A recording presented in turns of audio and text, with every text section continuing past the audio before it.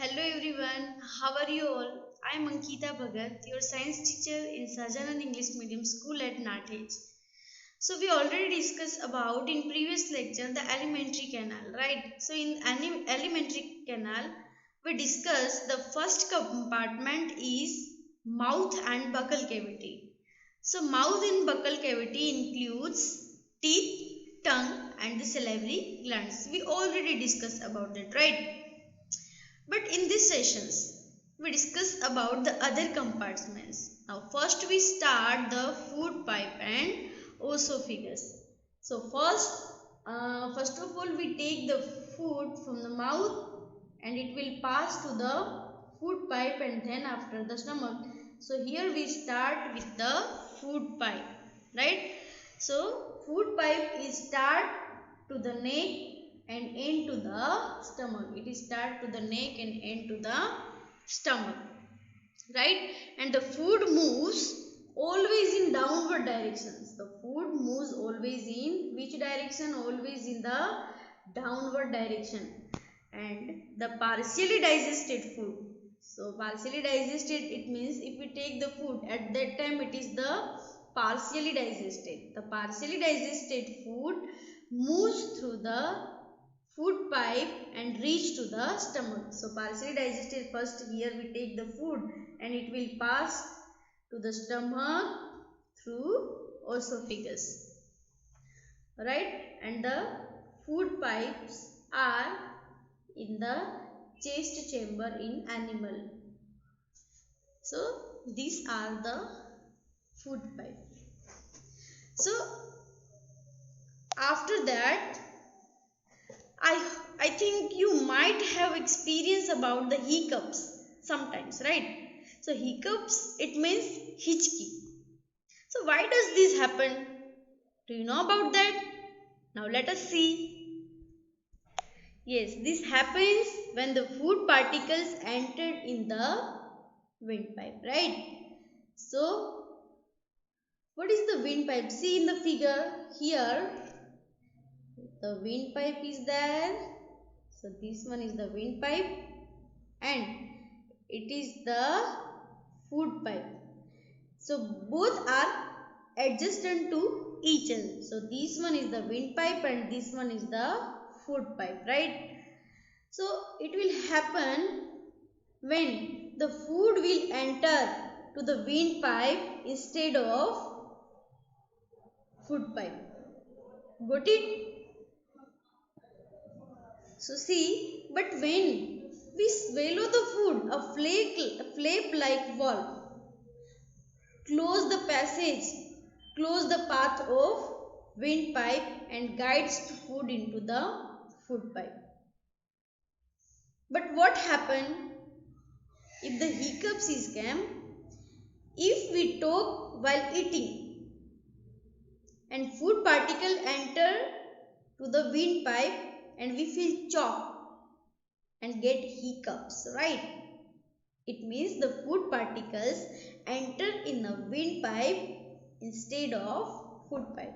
That's time we feel the hiccups. Got it? So these are the information about the food pipes and hiccups. Got it my point? Now next we have the next alimentary compartment is the small stomach. So stomach is the widest part of alimentary canal. It is the widest part of alimentary canal. So the stomach receives the food from the food pipe. So first food, if we take the food, it passes to the esophagus and then after the esophagus passes the food to the stomach, right? It means the stomach receives the food from the food pipe. Its other end is connected to the small intestine. So here is the two end, here is the, it is connect with the food pipe and here it connect with the small intestine. Got it my point? And the stomach's inner lining, the inner layer of the stomachs produce the three things. So which things it's produced? Now mucus, hydrochloric acid and digestive juice. Again I repeat, mucus, hydrochloric acid and digestive juice. So one by one let us see, right? The first one is mucus. So mucus, what do that? So mucus, it protect the stomach lining, right? And the hydrochloric acid. Now, next one is the hydrochloric acid. It kills the bacteria that enters along with the food. So you already studied about that. In our stomach, the hydrochloric acid, HCl, are present. So the hydrochloric acid kills the bacteria that enter along with the food. So when we take the food, at that time the bacteria are also. So the hydrochloric acids are kill the bacteria, right? And makes the medium in the stomach acidic. And the medium of the stomach makes acidic, thus helps digestive juice to act. So that's why the digestive juice are secret, right? So these are the work of hydrochloric acid in our stomach. Now the next one is the digestive juice. So the digestive juice breaks down the proteins present in the food into the simpler substance. So we already learn about in the mouth or buccal cavity, the carbohydrates are break down into the starch or sugar. Sorry, starch not but sugar. But here the digestive juice break down the proteins present in the food into the simpler substance. It means the digestion of protein in the stomach and the carbohydrates in the mouth or buccal cavity, right? So these are the stomachs. Now let us see, here is the story of the discovery of stomach, right? Now in 1822, a man named Alexis Saint Martin, the Alexis Saint Martin was badly hit by the shotgun. It is the badly hit by the shotgun, and the bullet had seriously damaged the chest wall and made it a hole. The bullet seriously damaged to the chest wall and made a hole in his stomach. He was brought to an American army Dr. William Beaumont, right? And the doctor saved the patient, but he could not close the hole properly. The Dr. Beaumont saved the patient but could not close the hole properly and left it banded. So he could not close the hole properly and left it banded. But doctor took a great opportunity to see inside the stomach. He took the great opportunity to see inside the stomach through the hole, right? And he observed that. He found that the stomach was chewing food and its walls secrete a fluid or the digestive juice, right? So he clearly he saw that, and he found that the stomach was churning food and secrete the digestive juice. So these are the story of discovery of stomach. After that, the next alimentary canal or compartment is the small intestine. Now let me discuss about the small intestine. Right, the small intestine is the highly colloid. So in a figure you can see that it is the highly colloid. It means the coil like structure, the small intestine, and it is about the 7.5 meter long. It is the 7.5 meter long, and it receives the secretions from liver and the pancreas. Besides, its wall also secretes the digestive juice. So it receives the secretions from the liver and the pancreas, right? So the partially digested food now reaches to the lower part of the small intestine where the digestive juice complete the digestion of the all components. So the partially digested food through the esophagus and the stomach, they passes to the small intestine, right, where the digestive juice completes the digestion of the all component. It means the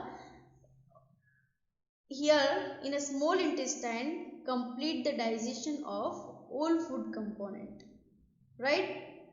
So it is important for your MCQ question. Remember it. In that the carbohydrate get broke down into the simpler substances, sugar such as glucose, and the fats into the fatty acids and the glycerol, and the proteins into the amino acid. We already discussed in the previous session.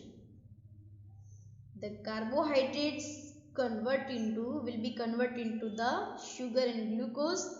Fats will be converted into the fatty acids and glycerol, and the proteins will be converted into the amino acid, right? So here in the small intestine the complete digestion of food. Got it? Now see here the difference is given between. Now let us discuss about the difference between liver and pancreas. So here the difference between liver and pancreas. So let us see. So liver. So liver is the reddish brown gland, where the pancreas is the large cream colored gland, right? It is the reddish brown and the pancreas are the large cream colored. It is the cream colored. It is the largest gland in our body, which is located to the upper side of stomach, and the pancreas, which is located just below the stomach. The pancreas located just below the stomach. So the liver secrete the bile juice. It secretes the bile juice, and the pancreas secrete the pancreatic juice. So it secretes the bile juice and it secretes the pancreatic juice. And the bile juice plays the important role in the digestion of fat.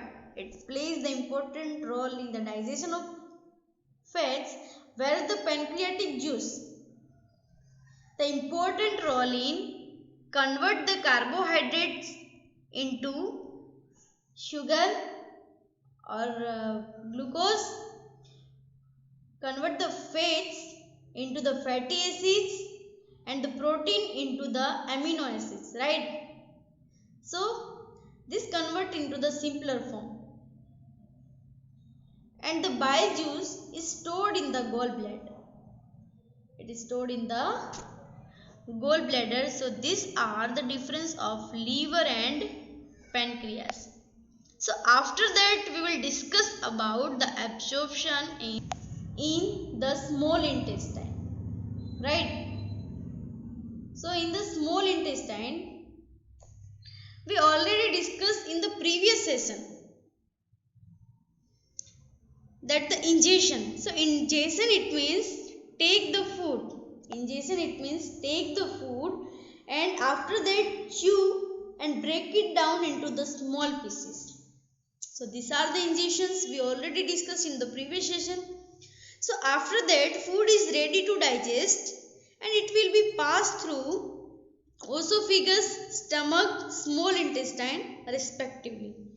Got it? And now we will discuss about the absorption and assimilation.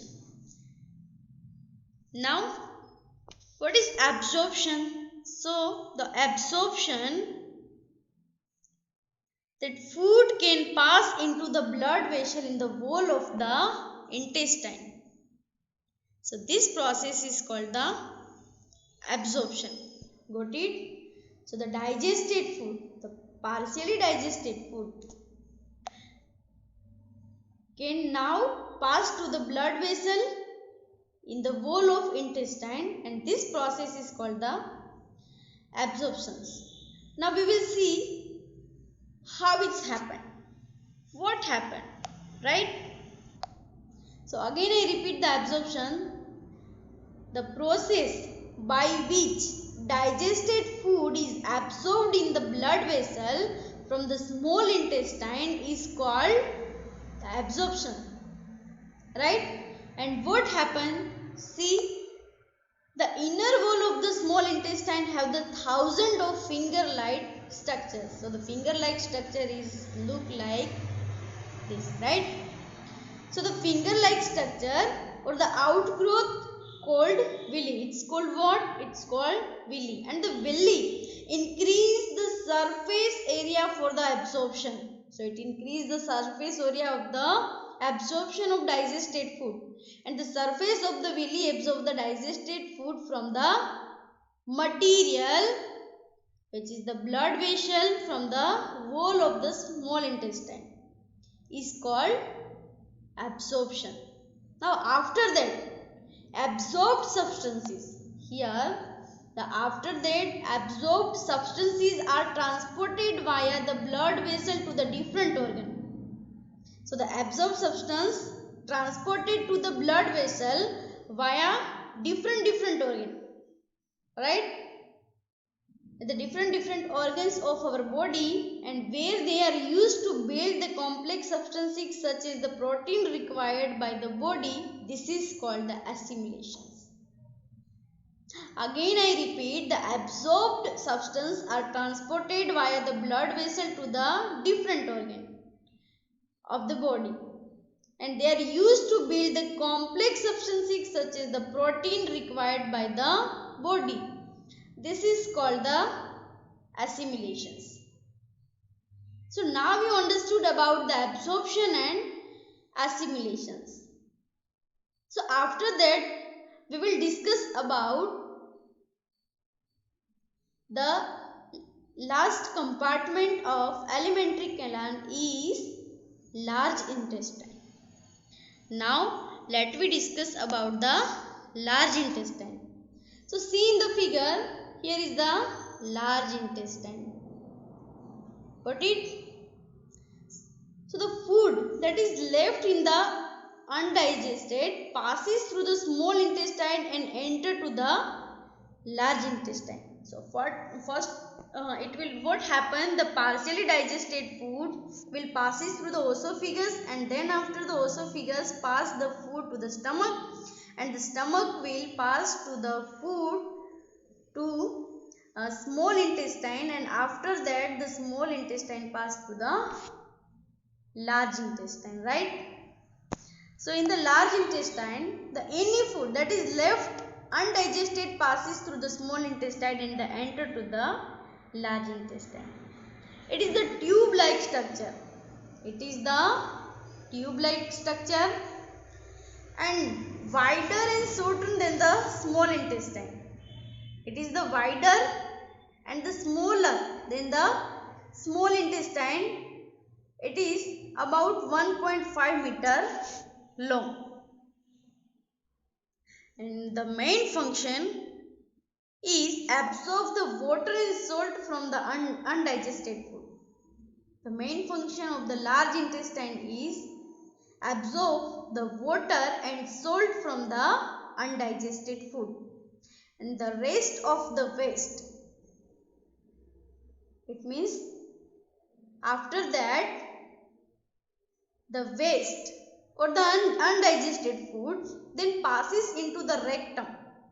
So here it is the rectum, you can see in the figure, here it is the rectum, and rectum hold the undigested food until the eliminations. So after that what happened, the undigested food will come out through the anus. Got it? So these are the structure of large intestine. Now student, we have understood the entire process of digestion, right? We discussed the entire process of digestion. I hope you all are understood very well, right? Now let us discuss once again in short the digestion process. See here in figure.